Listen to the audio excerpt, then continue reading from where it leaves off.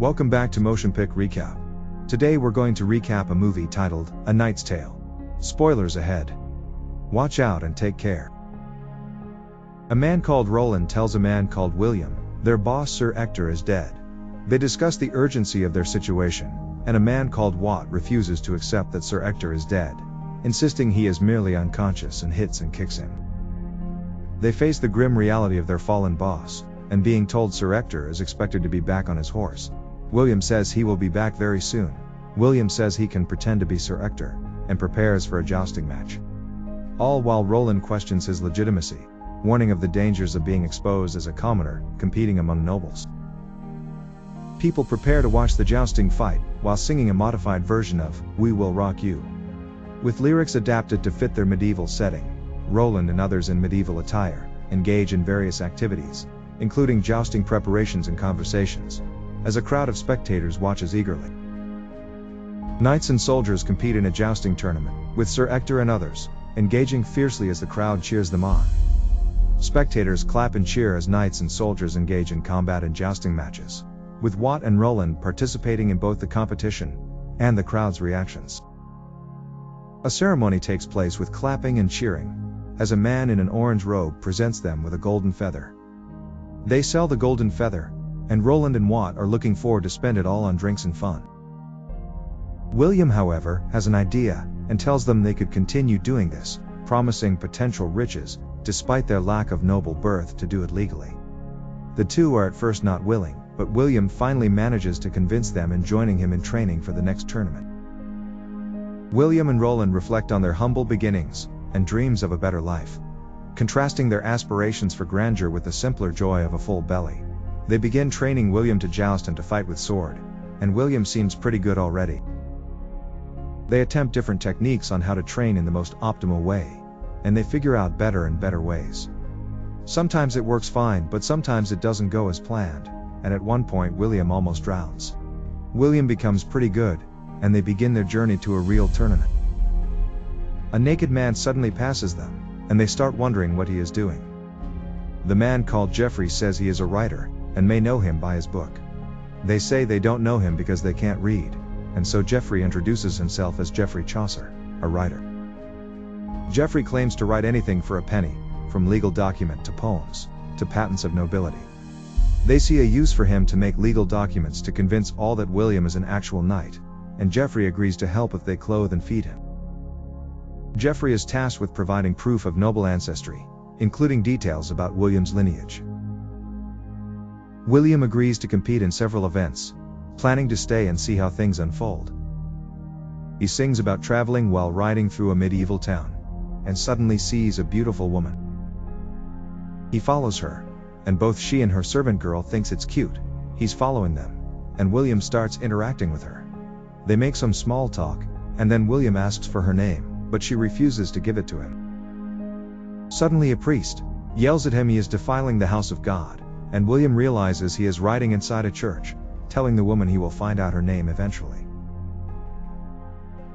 The woman apologizes to the priest, praying for a curse on her beauty, so she can serve God better.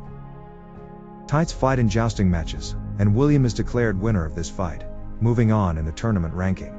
A man says he wants to talk to William, and it turns out Geoffrey has a gambling addiction, having amassed a debt. The man demands payment for a gambling debt, revealing the seriousness of the situation as creditors threaten to otherwise teach Geoffrey using pain. Geoffrey begs William to give him one more chance, and William agrees to pay them off his debt once he wins the tournament. Next up, William enters a sword contest, and Geoffrey introduces him as Lord Ulrich von Liechtenstein. William is declared the winner with people cheering, and Geoffrey giving a victory speech praising William. The crowd cheers enthusiastically, and then a montage of William winning contest after contest is seen. He fights like a master, and the audience goes wild every time. His armor suddenly breaks, asking blacksmiths for help, but no one wants to help, since he can't pay until he wins. He asks a female blacksmith he was referred to, who also don't want to help, until William says the other blacksmith said she wasn't good either way, making her furious and takes the challenge. A man called Count Adamar introduces himself to the beautiful woman, and William becomes somewhat worried. William rides up to her once more, saying he needs her name. and refusing to give it, William says that angels might not have names. Count Adhemar mocks William, saying he has an old-fashioned armor, that it might become a problem for him. Next, a man introduces a knight called Colville to the noble people at the bench, and next Geoffrey introduces William to both the noble and the normal people. Geoffrey says today, the noble and poor will find themselves equals, telling stories about William but uses his fake name, Sir Ulrich von Liechtenstein. He says William once saved an Italian virgin from her uncle, and have also spent a whole year in silence, just to better understand the sound of a whisper. Geoffrey continues his embarrassing speech about William, and ends with a statement that makes the crowd roar. Next, William and Colville fight while all watch intensely. People watching discuss William's unorthodox techniques, and Colville tells William he is hurt, and can't continue. William shows mercy, agreeing on a draw, and Count Adhemar remarks, showing mercy is a weakness. Afterwards they rest, and somewhere else the beautiful woman talks with her servant called Christiana, about William. Preparing for the next jousting fight, Christiana walks up to William saying, the woman he tried to get her name from is called Jocelyn, and William becomes happy. The jousting fight begins, and people watch intensely as they ride towards each other, as their lances ram into each other. The audience cheers the other knight he is fighting as Count Adhemar, and both remark over how hard the impact of the other's lance was. They begin the next round, and both make it through this round again, but as the audience chant William's fake name Ulrich, Count Adhemar gets very angry. As the third round starts, we are taken back to William's childhood, where William asks his father if you can become a knight. A man close by laughs, saying, he is better off wishing to change the stars. But William's father says, it is possible to change one's stars if one don't give up.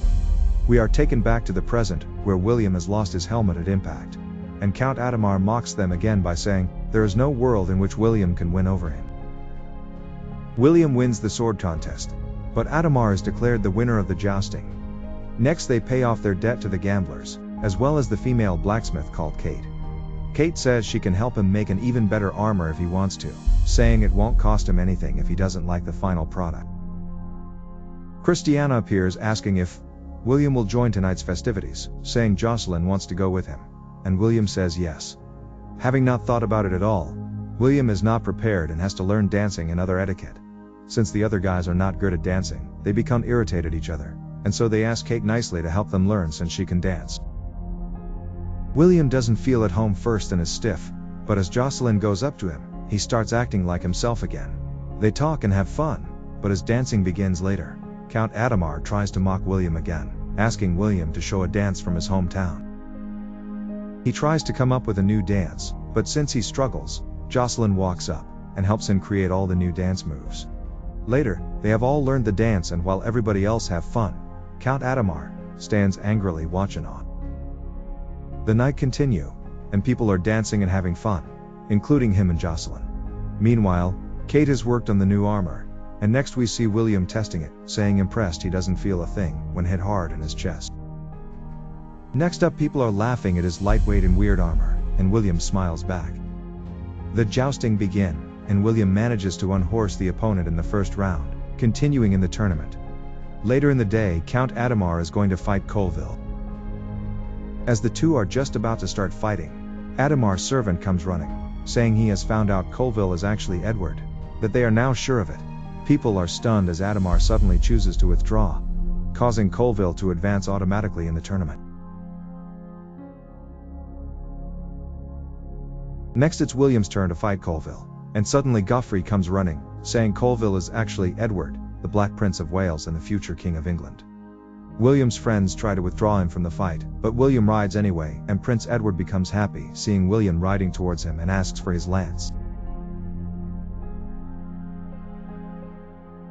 William wins, and as William calls Edward, not by his fake name Colville, but instead Prince Edward. Edward is impressed he rode against him, knowing he was royalty.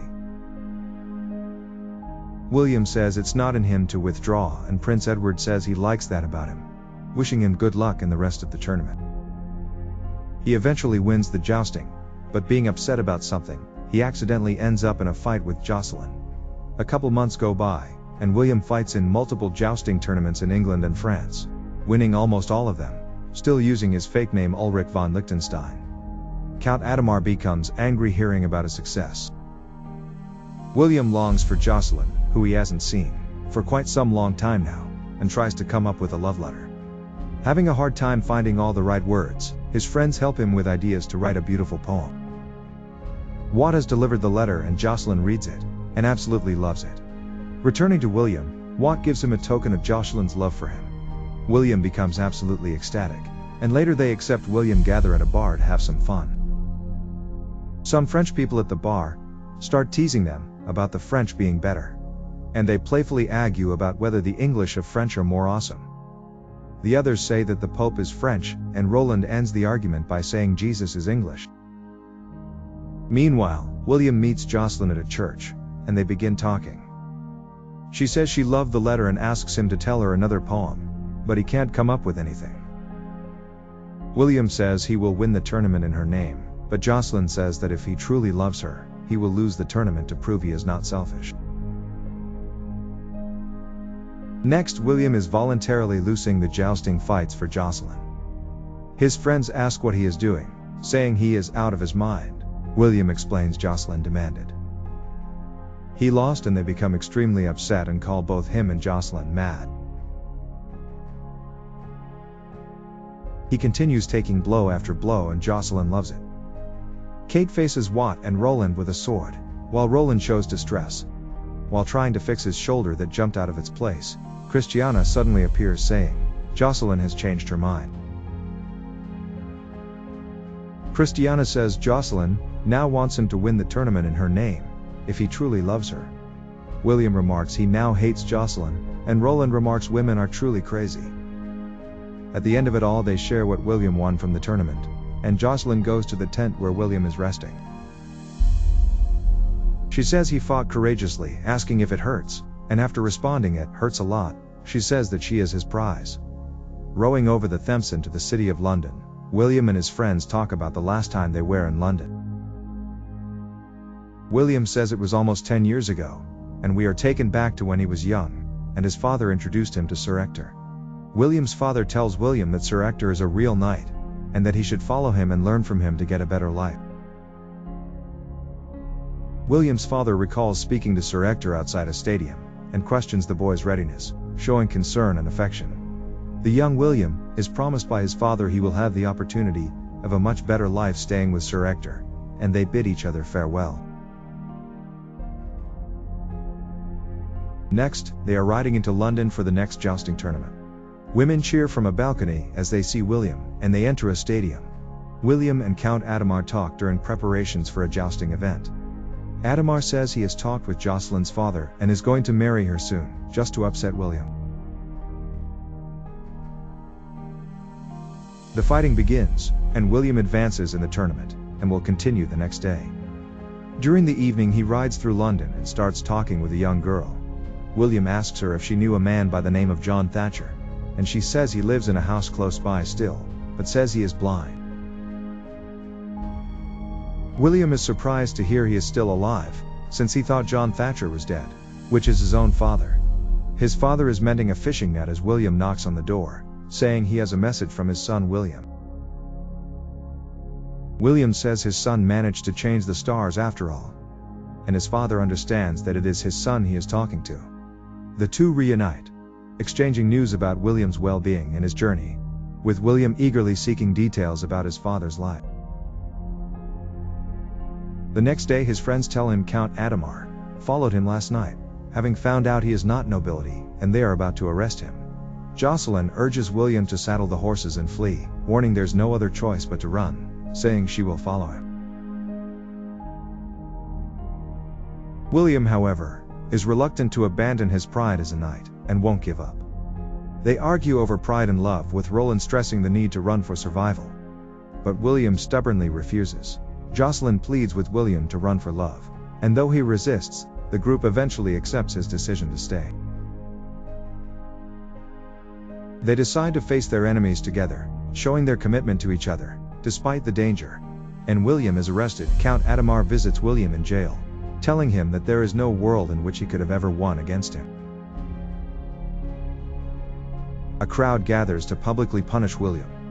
but his friends arrive, to stand with him. Geoffrey tries to tell people about William, to make them reflect about their feelings towards him, but to no avail.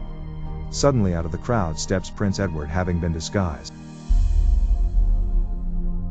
He walked up to William saying, "They are very much alike, both trying to hide who they are, to live the life they want." Prince Edward orders him to be released, and tells William he will return the kindness he once showed him, telling him to take a knee. Edward picks up his sword, announcing he dubs him a knight, by the power vested in him through his father the King of England. Prince Edward wishes him good luck, saying he expects him at the tournament later. Sir William and Count Adhemar prepare for their fight against each other, and Adhemar is preparing to cheat. The jousting begins and the two ride towards each other. As they hit one another, people react concerned, as the lance tip got stuck in William's shoulder. They quickly drag it out and notice the lance was tipped with a metal tip, and all become extremely upset. William tries his best in the second round, but is too weak in his arm to hold the lance. Adhemar rides up to William, mocking him once again, saying he could never win against him. Geoffrey tells William Jocelyn and his father is there, and William takes off his armor.